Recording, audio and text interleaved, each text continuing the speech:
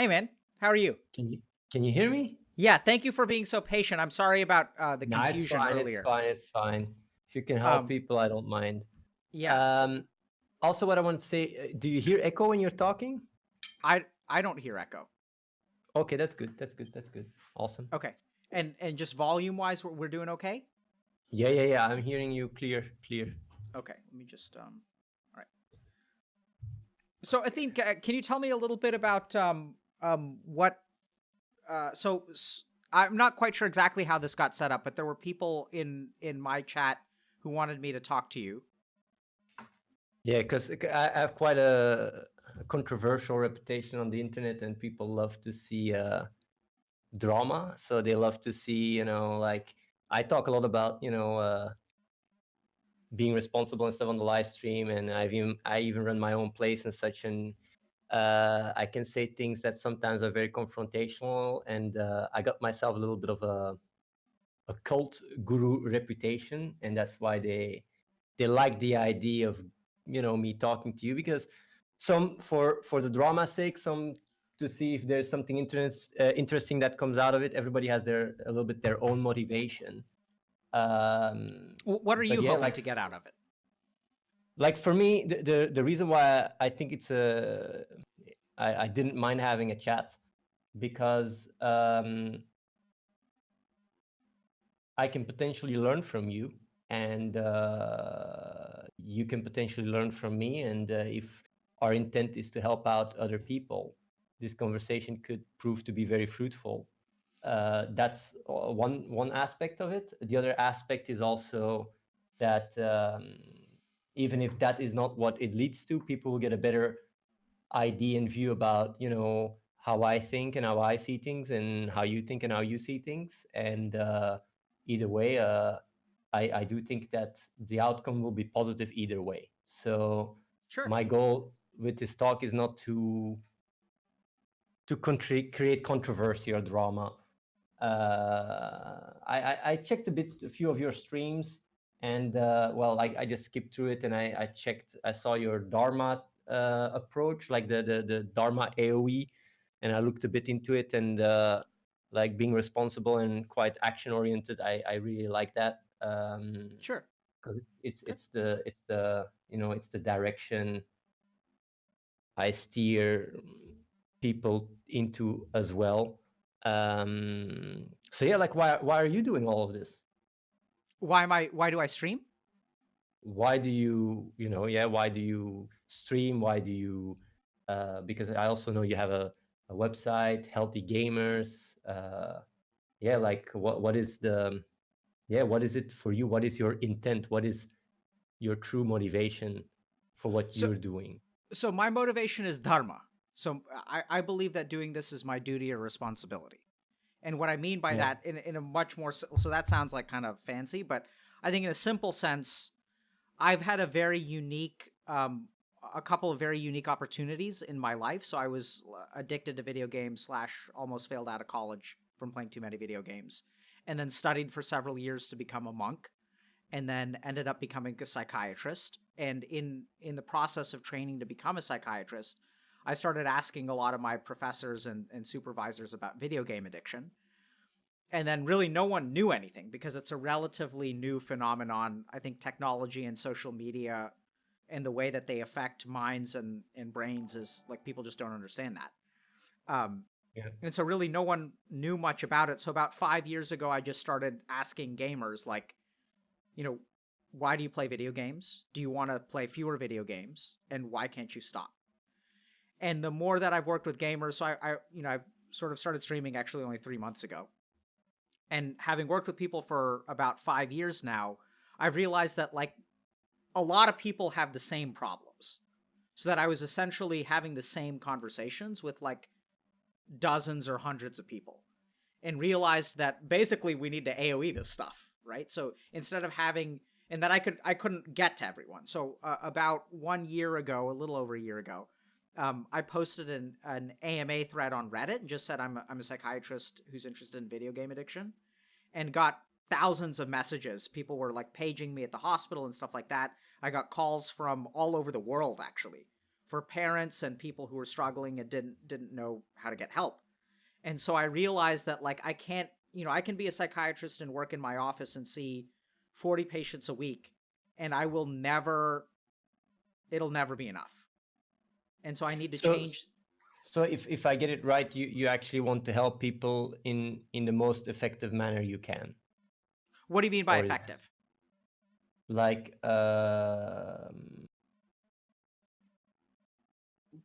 to give a comparison, rather than having 40 patients, you'd rather like reach thousands.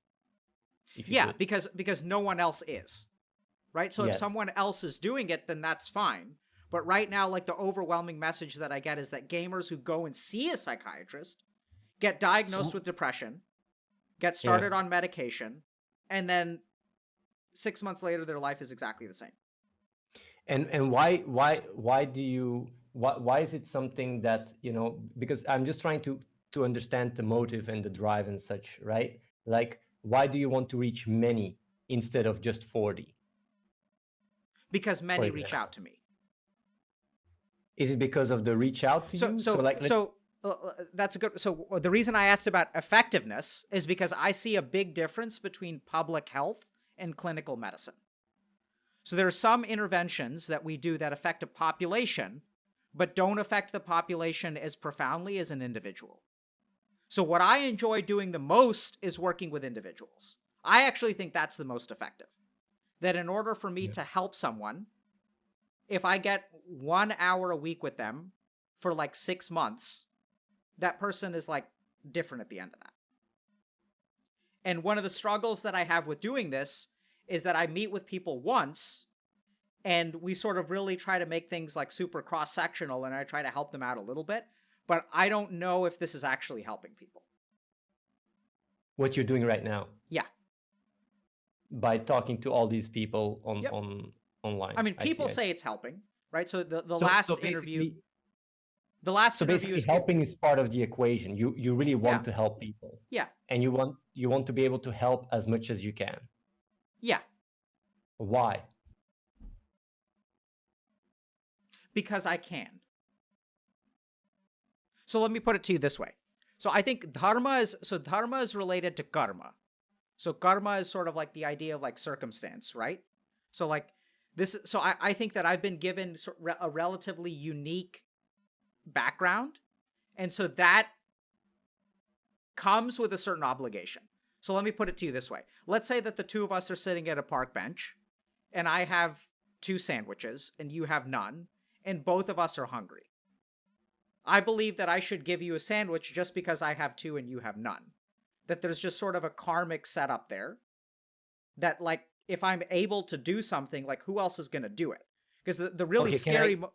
Yeah. Can I give another example? Sure. Because I like the park bench. Let's say you're on the park bench and you have 2 sandwiches, right? And the person next to you didn't eat all day, right? And the person on the other side of the park hasn't eaten for a week or a month. Who do you give the sandwich to? I don't understand how that analogy relates to our situation here. Well, like for me, because when the core is helping people, you try to help people where the needs is the biggest. And I'm just trying to use your so what do you think I should be doing instead? Well, I just want to understand the true intent and motivation of why you're helping people, because that would give the answer to whether it's even relevant if something else would be better. Because what I've realized and experienced myself in my life is a lot of the time when people are doing good, it's within their comfort. And when it requires them to go outside their comfort, they start rationalizing why they shouldn't be doing this or they shouldn't be doing that. And then even mentioning what they could be doing better just causes conflict and has very little purpose. Like for me, my goal is not to pinpoint the inconsistencies. What I just try to understand is what the intent is, because if the intent is really pure and really like, yeah, I want to help people where the need is the biggest, and I am very, honest about it towards myself, and I would even go out of my comfort zone, because, like, for example, the 2 sandwiches, if you're really hungry, you could eat them both. You go out of your comfort zone giving a sandwich to the person next to you, but how far would you go? Would you give it to 2 starving people next to you So and not eat a sandwich? help me What? understand why it is help me understand why you want to understand my motivations, and specifically it sounds like you're trying to figure out, do I fall into the camp of helping people within my comfort zone or helping people outside of my comfort zone? That seems to be what you're asking about. Or to which extent would you go out of your comfort zone in order to basically follow the Dharma ideology? Yeah. So yeah. why do you think you're curious about that, right? You're curious about me and to what degree I will step outside of my comfort zone to help people. Well, yeah, like it would be, it's very interesting to know, to know these things, because Yeah. So I can follow up why. People are curious about all kinds of things, right? Like some people are curious about what kind of product I put in my hair. Some people are curious about but my the reason why I'm background. curious about this is because it's very functional. It's like if you can find a common What does that mean? Like what I mean with that is, if you can find a common shared foundation, then you can potentially get a lot more of the relationship than just this talk, for example. Like if you share. So you're looking for commonality between me and you. Because that I completely agree with. Because I think that's what you're looking for too. So if that's what you're implying. More than commonality with you and me, I would say commonality with. Athene, are you comparing us? No, like that's exactly what I'm trying to get to. For me, it's not about comparing to what I do, because that's not so relevant to me. It's about understanding your connection to giving back to the world, basically, and how strong that is, and so isn't that like the central part of, I mean, just based on what you've said so far, I guess that is a very central part of who you are, is that you are someone who gives back to the world. And I mean, I don't really know much, but that I would guess that you step outside of comfort zones that many other people would not. Well, the thing is, like, for me, rather than saying this is how I am or whatever, like, I don't really have an identity about it. I just got to do what I got to do. It's like water that flows down a mountain. Why does it flow down a mountain? It's just because it follows the path of what it is. And I think if you come to a certain awareness about so let me ask you, how does the water flow down the mountain in terms of this example of like me sitting with a guy next to me and then a guy across the park who hasn't eaten for a week? Where does water flow there? Well, the thing is, like, if you grow up, right, and depending on how you've been conditioned and such, you are very wired to follow how you feel, rather and do what feels right rather than what is right. Then, your water will flow differently than if you go about it in a more analytical manner, where you just see the impact for what it is and base your actions on that, even if it doesn't always feel as good. And that's the thing. That's how you achieve very big impact, by playing the number game more so than playing the empathy game. And that's why. Okay, so help me understand something, Athene. So you were saying earlier that you don't really think about this stuff as your identity. You don't really think about whether you step out of your comfort zone. That you are essentially like you have water that flows downhill, and so you have some sort of intrinsic drive to do something, and you kind of don't question it, you just do it. It's not you, it's just a natural process. Well, let me bounce back the question. Do I have a drive to breathe? Yes. Okay, so like there is an actual active process in my brain going on where I say and remind myself to breathe. Yes, because absolutely. maybe we're miscommunicating.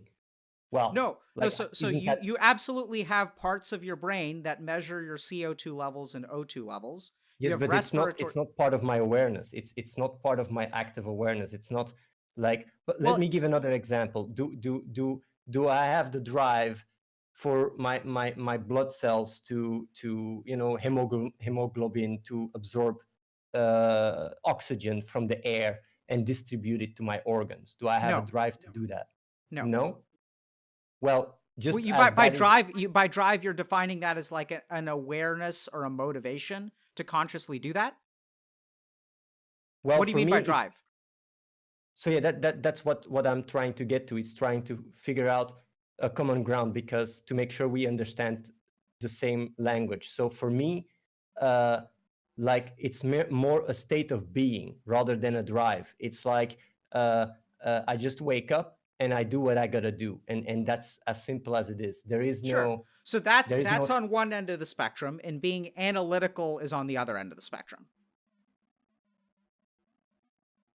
Well, but the thing is though, like being analytical is part of just doing what I got to do, because it's like, a computer that processes, a lot of data. It's also just doing what it has to do, and it's analyzing numbers like crazy as well. Like I just want to make sure that you understand what I mean. Like it's just a state of being. I don't understand what you mean, and I think But part of the that's why I'm problem. trying to explain it. That's why I'm Yeah. trying to So explain it. Like, I think it would be yeah, helpful. So generally speaking, in my experience, so you let me know if your experience is different. If yeah. when I'm communicating with someone who doesn't understand what I mean and they ask a question, I find that instead of giving them an explanation or asking them a completely separate question, I find that like if someone asks me a question, if my goal is understanding, I just answer it. Right? If someone asks me like, Alok, what do you put in your hair? Instead of talking about hemoglobin or red blood cells or using an analogy, I just answer the question that they ask. But So like in communication, what is crucial is for the other person to understand what you mean, because else you're just explaining something based on your own experience and how you grew up, and maybe the person won't even understand what you're trying to explain. So that's why for me it's very important to define certain concepts in a way that you understand them the way I'm trying to explain them, because maybe I'm using words in a different way than you are, or have a different meaning, and as a sure, result we would be sure. talking So next to so each other. I completely agree that sometimes there's confusion about terminology and that it's important to like iron out those details. But what I'm really curious about is sometimes I ask you a question and instead of just answering the question and then us going from there, because maybe I understand what you mean, maybe I don't. So usually when someone answers a question, what I try to do is repeat back what I understood and then give them a chance to clarify. But what I'm noticing that you're doing is when I ask a question, you sort of ask me a question or talk about some sort of analogy. Like, do you see how that's the pattern of our communication? It's because I go within the concepts you use. If you talk about drive, I dive deeper into the word and what it actually means to me, which gives it a much more accurate answer than one where I would just answer more superficially in a way that So um, accurate for who? I mean, accurate So for who? when you give additional information, Well, it gives who it does gives a that lot of. make things more accurate for? Yourself or for me? Well, it would give you a better understanding in what I mean with But drive and how it relates to but me, and Athene, why why for don't me. you rely on me to ask the questions about the things that I don't understand instead of presuming what I do or don't understand and then Because like you might telling jump me to random conclusions. stuff? Huh? Because you might jump to conclusions based on the answers I give, and then you. Absolutely, man. Absolutely. I completely agree with you. So when I jump to a conclusion, I think it would be awesome if you point that out to me. Yes, and that's what I'm. And Yes. what I think would also be awesome is if I ask you a question, if instead of like talking about some sort of foundational analogy, you answer the question and then you see if I jump to a conclusion. Like if I ask you, is 2 plus 2 4? And then your answer is like, well, let's start talking about mathematics. And then you start talking Well, about mathematics to make sure we're all on the same page. But if I ask you, is 2 plus 2 4? And then you say yes. And then I'm like, okay, great. We all agree that 2 plus 2 is 4. We don't have to go into the background. But even there, when you say is 2 plus 2 4, even though that is, accurate within a certain framework, you could argue in certain frameworks 2 plus 2 is not equal 4. Sure, So, you like, could argue anything with anyone. I know, which is and what we're doing, why, apparently. that is why what I always try to do is to avoid. Okay, so Athene, words. are you willing to answer questions in a way that I may find helpful, or do you want to answer questions in the way that you think will best help me understand?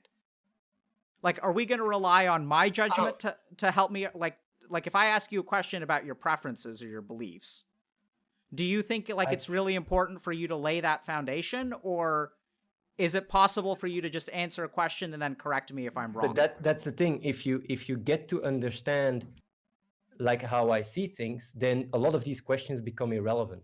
Like, for example, beliefs. If you ask me, what do you believe in? Like, it's very irrelevant to me, because to me, I just look at reality and that's it. And things are the way they are and I accept them. My beliefs and even my feelings are merely tools for life to thrive and to align with reality, nothing more, nothing less. So I don't have an attachment to it. If I believe a certain thing, it's merely a tool to be more aligned. But if tomorrow I get confronted otherwise, I change that belief. It's very moldable, it's adaptable. And that's the thing, like when certain value is being given on certain concepts I bring up, people, and maybe also perhaps you, might get the wrong idea. And that's why I'm trying to explain, like, yeah, I just do what I gotta do, and things come naturally. Here's what I'm hearing from you, Athene. You're very concerned about people getting the wrong idea. And it's very important for you that they appropriately understand you. No, I don't find it important. Like, but because then, I've come to acceptance that... Stop for a second. This whole conversation is about me asking you a question, and then you taking a painstaking and deliberate approach to making sure that I don't jump to conclusions, correct? Like, that's exactly what you've been saying. More so is for you to understand what I mean. So then I just asked you a question. It seems very important that you are not misunderstood, that other people understand what you're trying to say and don't misrepresent your beliefs. That's what I'm asking. If you value understanding me, then I deem to show the respect to explain things the way I would explain it to myself. So if I was you... Is that a yes? I'm confused. So it's my impression that it's very important to you that I understand things and I don't jump to conclusions, and that you want to explain things to me in a way where, like, I understand your foundation, I understand your logic, I understand where you start from, I understand your foundational beliefs, so that I can understand what you're saying. That's what you're trying to do, right? Like, I ask you a question, and instead of answering the question, you make sure you lay the foundation so there's no misunderstanding between us. That's what we're doing here, right? If that is if that is what you value within the conversation to understand me, then yes, I want to make sure that I explain it. But I'm asking you what you value in a conversation, because I'm asking you a question, and based on your response, it seems like what I value in a conversation is for the conversation to lead to positive results. Okay, so what I'm getting from you, so I understand that sounds like sort of an abstract answer, but based on the way in which you're answering my questions, I think you are very concerned about being, let me finish, I think about being misunderstood. And I also think that you are not comfortable with the idea that you're concerned about that. That if I tell you that you're concerned about that you're going to respond with something telling me how you're not concerned about that, because you're like water that flows down hills, and water isn't concerned about anything. No, I'm not saying that I don't have emotions. Of course I have emotions, but I just don't value them. Like, I completely understand that. So like I just said, like, you're not going to believe or value the fact that you are concerned about being misunderstood. But the thing is, though, like, I don't really mind whether I'm being misunderstood or not. Like, for me, I just want to understand whether we are on the same page. That's all. Yeah, right. So like that's exactly what I just said, right? Like you are not going to accept or agree to the fact that you are concerned about being misunderstood. And you just said that. Well, Whereas I don't experience any concern of being misunderstood. Like I for me, I complete just that I understand. I don't think you experience the concern. What I'm saying is that if you analyze our conversation, you have a very, very important goal in the conversation to not be misunderstood. And since you well, devalue emotions, I'm sure you no, experience them. wait. What I value is that we have proper communication, Yeah, so that when you ask me a question, that I give you a nice, a nice overview, so you have a good view in what I mean, and what I'm trying to absolutely. explain. Like that So is what I want. can I try to rephrase that to you? So what you value in a conversation is to be understood. That's what you just said, right? Like, No, what I value in a conversation is that it has positive results. Being understood or not is just a tool in order to get positive results. For me, if I know we're on the same page, then understanding each other is by far the most effective approach in order to have the best positive results. But if we're not on the same page, then communication is merely a tool for both of us to achieve the goal while we have the conversation to begin with. So are it you depends on. misunderstood, Athene? Say what? Are you misunderstood When? in general? Now, in general, well, people call me a cult leader and stuff. Like, I don't even like it. Yeah, yeah, people. Yeah, I would say lack of understanding. Yes, a lot of Is a a very problem. big of lack of understanding by a big What's amount that of like? people on the internet.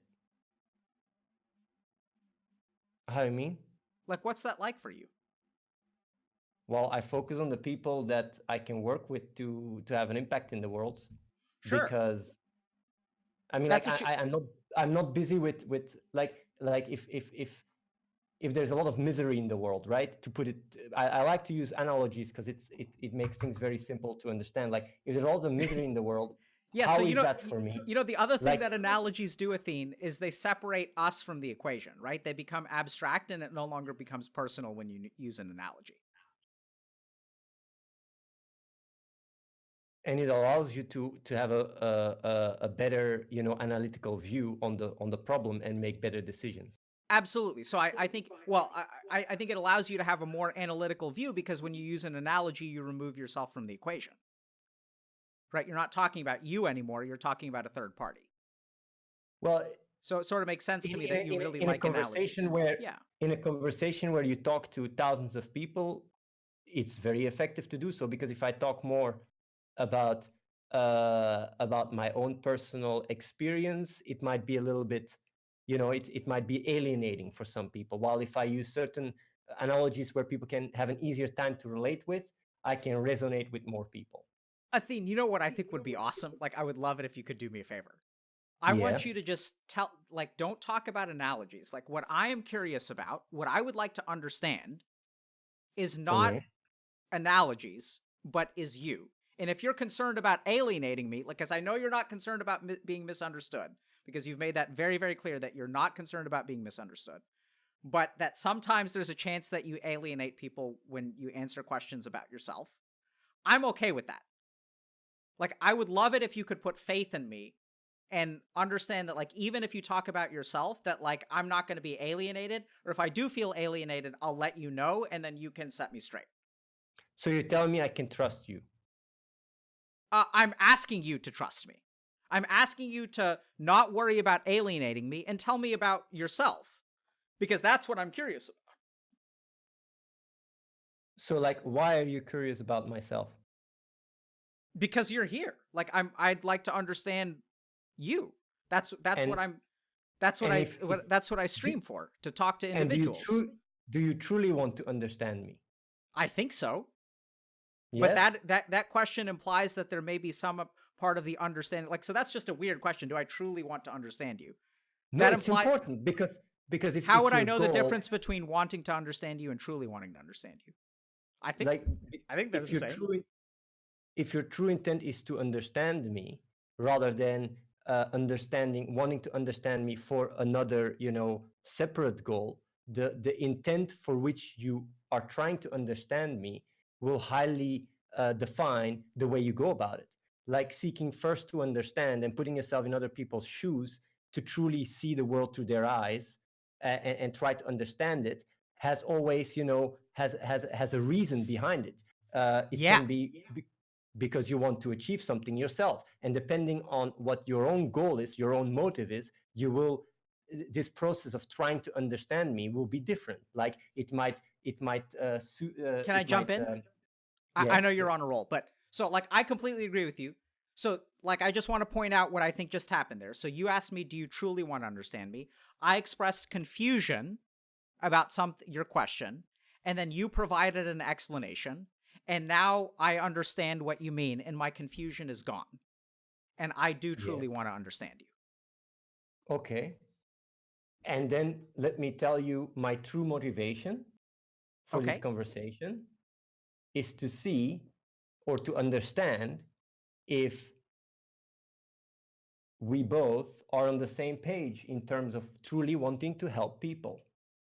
Because if you want to help people and I want to help people, and we're truly, like going about it in the most effective manner and wanting to do it really because it's just the right thing to do and we are responsible to do so, then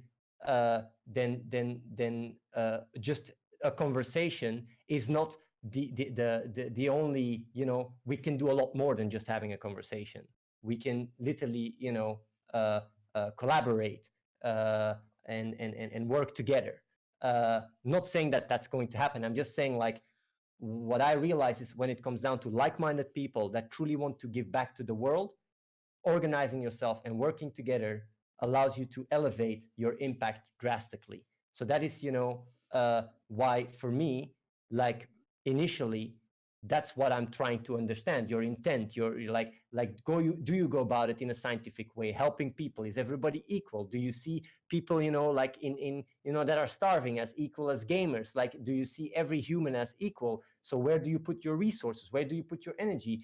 Do you go about it very scientifically and go like, okay, if I can help so many people there, that is more important than, this or that.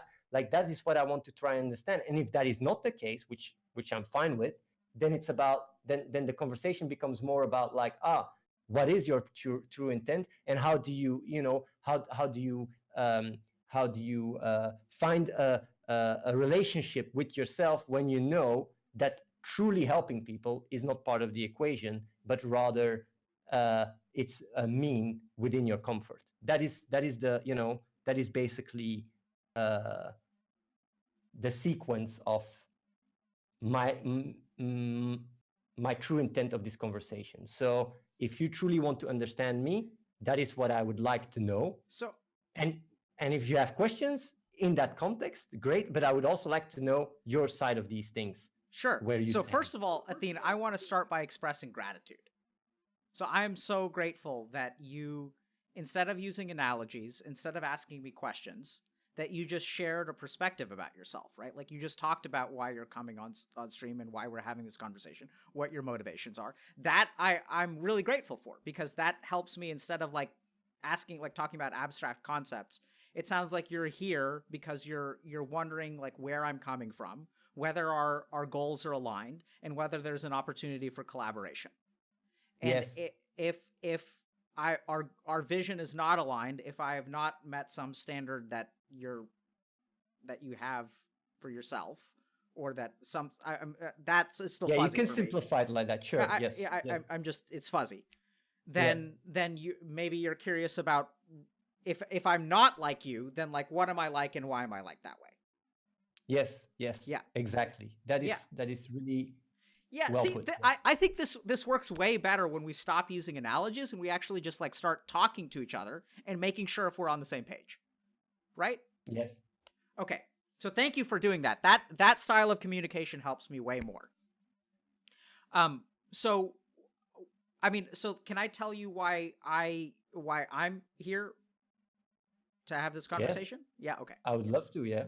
So I I'm just here to talk to people, because you kind of talk about like whether I'm in it to help people, and whether I sort of know whether I'm analytical and do I want to distribute resources in a fair way and things like that.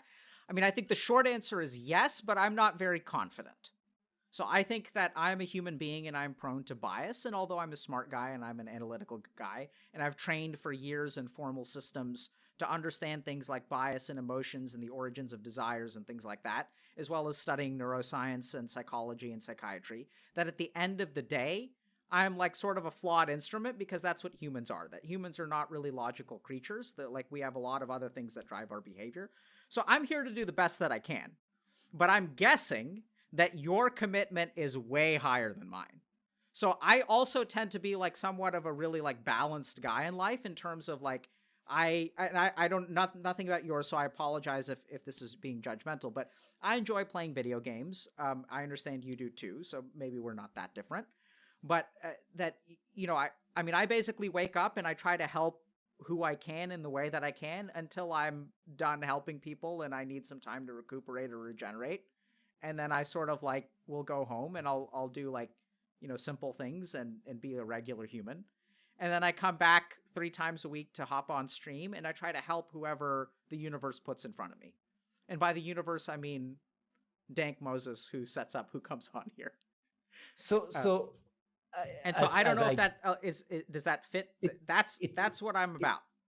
it's an answer that gives me an answer to the question, like, Yeah. because like the way I go about it, I take it I take my commitment a lot further, and it might be connected with confidence, because you initiated your response by saying you're not that confident because you have your own flaws. And I do know we all have our own flaws, but the beauty about humans is the ability to learn from our flaws and improve it, and not to settle with our flaws, and Athene, try to do better and better. Athene, are And you the question, getting the impression that I'm not confident? it's what you said. You started your answer by saying like Yeah, so that I'm you, asking you, so your impression of me, would you say that I come across as lacking in I think confidence? I think my impression of you is is actually irrelevant if I trust what you say, because if you say you're not confident because of the human flaws, then I just accept that because you come across as confident, but it's not about how you come across. What you are is defined by what you are, and my impression of you does not have to align with the facts of what you actually are. Therefore, I always question my impression, like, and I give you the benefit of the doubt, and what you say I just assume to be true, unless Okay. there is an inconsistency. Yeah, so I wouldn't say that I'm not confident. In fact, I feel pretty confident. I would say that I just acknowledge that I have flaws and that I'm not perfect, and that there's a big difference. I would actually say that my confidence stems from understanding that I have limitations. So I used And to have way less confidence when I thought I was the best thing since sliced bread. As I've gained experience and studied a lot of different disciplines and worked a lot with different people, I I've developed a lot of confidence out of understanding that I'm limited and that I make mistakes. and do you see these mistakes and these limitations as a strength to do better, or as a weakness of a human being? Uh, both, probably more of more as a strength. So I think that I tend to learn from my mistakes, and that you should learn from your mistakes. And I think that no matter how many mistakes I learn from, I'm gonna continue making mistakes, buddy. But the beauty is that as you keep learning from your mistakes, even though you still make mistakes, they will be, they will be from a different type and won't be always the same as the previous ones you've made. So for example, if Yeah. you So we're talking abstractly again, right? Like you see that? is this abstractly, because this is really about you. Yeah, but you were about to say, for example, and then you were about to use an analogy. So I just jumped in there. Oh, I wanted to give you as an example. For example, you playing video games and being addicted to it and learning from it has Ah, okay. put you in My a bad. position. Apologies for interrupting you. No, it's fine. Has put you in a position where you now helping other gamers with similar issues, so that Yeah, that that in a sense that mistake has made you come out stronger and teach absolutely. you. And what I would go even a step further and say that any type of, like, anywhere where you can improve, even in in the more comfortable era of your life, even there you can push further and do even more good. That's all I'm trying uh, to point, because for me, I truly see myself as the same as you, as the same as everyone. We're all equal. Like I do think we're all equal, and our environment and how we grow up, for a big part, shapes us where we end up, and how we see things. But fundamentally, our essence is the same, and we all just want to align with reality, and we all just life, and that's it. And basically, like, our ability to understand these mechanics and understand how it works allows us to just be a better version of ourselves. And there is no reason to at a certain point, when you feel comfortable, say, oh, here is the line and this is where I stop. And that is why I just, when you were earlier saying, like, oh yeah, maybe you have a different way of going about life and stuff, or maybe it's higher, or, well, you didn't use the word higher, but it was in that direction. I don't see myself as I live my life at a higher moral level or whatever. I just try to be consistent and truthful to myself, and I put the bar where reality is. And when I see how people are starving and stuff, it really, it puts the bar quite high, because I'm living a very, very comfortable life compared to that.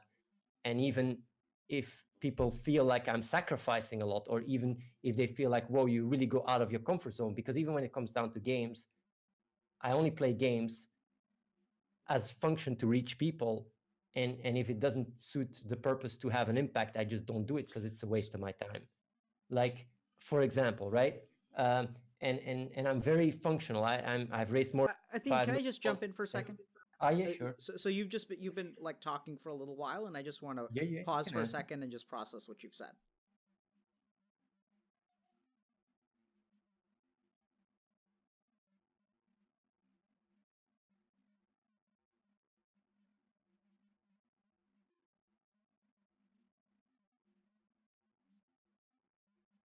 Can I ask you a couple of questions? Yes, of course. Okay. Um, I just found my attention waning a little bit, and I was having trouble following you. So it helps me to sort of just pause and make sure I I respect that, because that I shows you trying to actually listen, which is yeah. Um, I because you appreciate said that. a couple of things that I was really curious about, and I think I'd like Okay. to understand those better before you keep going, so that Yes. we do have Go sort of a ahead. common foundation. So you said that you set the bar where reality is. Yes. Do you think that that is different from what other people do? Um, That's a good question, because I would say other people always set the bar where the reality is, and that's just how it is. But the thing is, people's reality can be very narrow, can be very small, can be just their family, and that's it. While the reality that I live in is the planet. Like, I really see and look at the issues all around the world, and these issues, when they're not in people's awareness, because they're not busy with it, then it's not part of their reality. And even their actual reality, it doesn't exist. It's only when they see it on the news or whatever that they get confronted by it. Same with, like, for example, I'll give you another example, like, the meat industry. Like, people, when they just buy meat, they just, there is the reality of an animal's. What are you doing again, Athene? Okay, I'll like, Yeah. I'll make the example personal. Like, if my How family. about you just I don't feel like I need an example. Can we go the other route where I just ask you and make sure I'm Sure, on the same let's go ahead. page? Yeah, thank Go you. ahead. Okay. So, you're saying that you set your standard to reality and that everyone sets their standard to reality, and that some people's realities are narrow and some people's realities are planet wide. Well, like, depending on your awareness, it's bigger or smaller, and that basically So where is your awareness in relation to like other people? I see everybody as equal. Well, that's kind of interesting because you make these kind of like abstract philosophical statements, but when I actually listen to what you say, it implies something else. So maybe you can help me understand this. Because you kind of say like, so I asked you, do other people have objective realities? And then you said yes, and then you proceeded to make an actual comparison. So you said that their realities are narrow, whereas my reality is planet-wide. So well, you made a comparison there. I can give you a really good example. I'm sure you can, but please don't give me an example. I just want to make sure. I know you really want to give me an example, and it seems like you just really. I will give you a very concrete one about myself. Just you can't. I know you just really want to, right? You want to give me an example. Like, do you see that within yourself that you really want to just give me that example? Like, you gotta make me understand. You really need to tell me. Like, do you see that within yourself? That there's something within you that's like a volcano that wants to explode, and just give me that example. No, if you aren't eager to hear it, then there's no reason to bring it up. I am not eager to hear it. I would like to ask you a question. And it's not that I don't want to hear what you want to say. It's just that I find that I understand you way better without examples. Okay. So you made a comparison. So you say that all people are equal. I'm with you. You made a comparison where you said that other people have narrow realities and your reality is planet-wide. Yes. Okay. So is there an intrinsic value judgment there? Like, is one better than the other? One benefits humanity more than the other.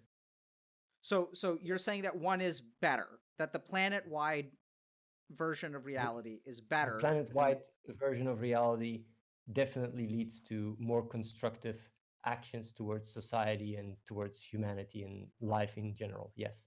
Thank you very much for explaining that. That helps me immensely to understand. How was it? What was it like when I sort of was a little bit of an asshole, for which I apologize, and sort of jumped in when you were about to provide an analogy and ask you a question that you answered? Is that okay for you? Is it okay if I continue to do that? I don't mind. Okay. I don't mind. If this helps you, and if it serves that purpose, then you can even yell at me. I don't mind. Okay. Thank you so much, man. I appreciate it. It really helps me understand. No problem, man. Anytime. Okay. So, and if I cross the line, please let me know, because it's not my intention. It's just, I kind of get this sense from you that there's just this really like instinctive, responsive, reflexive desire to like help me understand through analogies. Whereas I just want to ask questions. And if you answer them plainly, I think we'll get there. Well, I have to be better at responding in a way that resonates better with you, and I can do a better job. I appreciate that. Yeah, that's exactly what I'm asking you to do. I'm grateful. I'm adapting a bit. Yeah, thank you. Yeah. I am too. Yeah. So it sounds like there is sort of an inherent value judgment about kind of the nature of reality and how much that your version of reality benefits humanity. Would you call it judgment, or would you call it observation?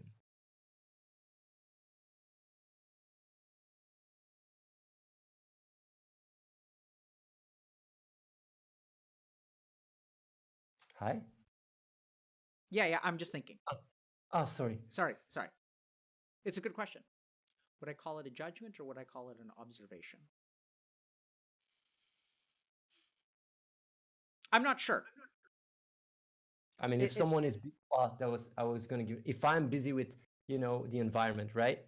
And I see where I put my trash to make sure that it doesn't, that it doesn't pollute the planet, and someone else just goes like whatever and throws the trash out and litters. I mean, like it's just a simple example. It's a personal one. Or if I choose to not smoke because it affects my health in the long term. What is this example related to?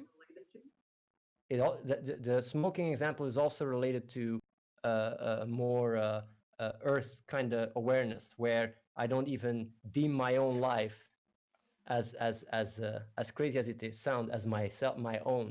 It's like cells in my body, they are there, they just do what they got to do for my life, for me to live, just as much as I'm here part of the collective to give back. Life is not about me, And if you make life very small, then you can believe it's about you, even though it's not. And that's why so many people experience a void in their life. Okay. Is it okay if I switch gears and just ask you questions in sort of a different vein? Sure, let's go. Can you tell me a little bit about where you grew up and what your upbringing was like?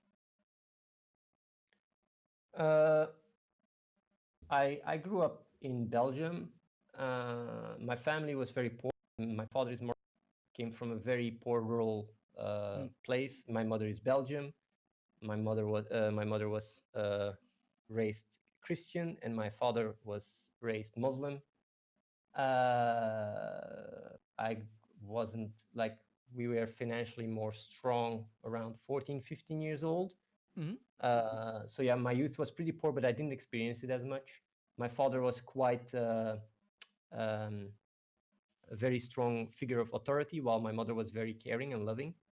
And I have since I was really young, I was very much in contact with my brother and his friends, which were a lot older, talking about philosophy and stuff. So very young, I was already thinking about stuff. When I was already 7, 8, I was already thinking about, science and stuff, and was very busy with it. So what else? Yeah, I guess that's I've been always, I've never, I got a little bit, like when I was young, some fights in school, but I was never like experiencing low self-esteem. And I was very analytical since I was very young, very very observative. I didn't really develop identity when I was 13. Like puberty didn't hit me so hard, and I just wanted to give back my entire life, because I really saw the wrong in the world. And when I saw people that were struggling and me not, there is just no difference between me and them. It's just like, why, this is just unfair. And if I can do something about it, I got to do something about it, because else, yeah, what if I'm that kid? I mean, if the roles were different, then this is just not okay. And you said your dad was an authority figure. What do you mean by that? He was a very very, what is the word? He became very fundamental Islam as he grew older, and was very just a very dominant person that at times were quite it was quite I tried to avoid him when I was younger, because it was quite what do you call it? It was not pleasant to be around him. But when it comes down to trauma or something, I never got traumatized by him or anything. I don't know for my other siblings if it was the same. I think I was I was always doing really well in school and such, so I didn't get the heat. I was not the front line of the one that was taking the blame or frustrations of my father when he was angry. So I was always like in my own little corner playing with Lego or whatever when I was a kid. So I went through childhood pretty unscratched. Unless, no, I'm not suppressing anything. There's nothing I forgot about. So there's a few things that happened in my past that had quite a hard impact on me emotionally, but even later on in life, I managed to process them by reflecting on it. Like, for example, you have in culture of Islam, they kill a sheep, like that kind of stuff. But I was already, I was already vegetarian before that, because of my brother. But seeing these kind of things made me also realize, what are we doing? I mean, this doesn't make any sense. But it sometimes was hard for me to understand why grown-ups can be so inconsistent. But I very quickly came to the realization that people are not perfect, and that that even pointing out flaws or whatever leads to more harm than good. So yeah. Okay. So I became very pragmatic in the way I grew up. I certainly see that. You seem very pragmatic. You seem very analytical. You seem very philosophical. You seem to live by truths, right, that you've discovered through reflection. Can I ask you a couple of questions just about some of the stuff that you said? Sure. So you said that you didn't sort of fail. You never faced the brunt of your father's anger. That you were kind of off in the corner playing Legos, and like someone else was facing the brunt. Yes, like my father in the past could be very aggressive verbally and very what is it, demeaning, is that the word, like really putting people down? Yeah. But I was never the target um, because I was basically the, how do you say it, the exemplar kid, to put it that way. I always had good grades and So who was the was target? my brother and sisters. How many sisters do you have? 2. And are Yeah, they also older? in Islam culture, like definitely traditional women are not always treated the best. So like that's yeah, like that's also a big source of them being the target. And my older brother, yeah, he had to deal with a lot of shit as well in that regards. I'm sorry to hear that. It sounds like sort of a rough situation.